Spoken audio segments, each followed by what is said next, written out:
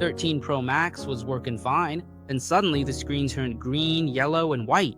When this happens, you don't necessarily need to replace the screen. Next, we'll start the jumper wire repair. Centering on the Touch IC, count to the left, 1, 2, 3, 4, 5, 6, 7. Scrape open the solder pad at the 7 point. If your phone screen has issues, you can use jumper wires to fix this common screen failure in the 13 series. The success rate for this repair is very high.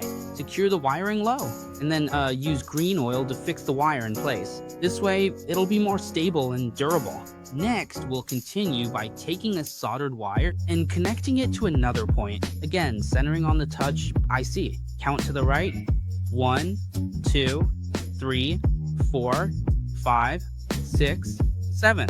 Scrape this point out. Now apply a bit of soldering flux, apply some solder, and then solder the wire onto. Apply a bit more flux.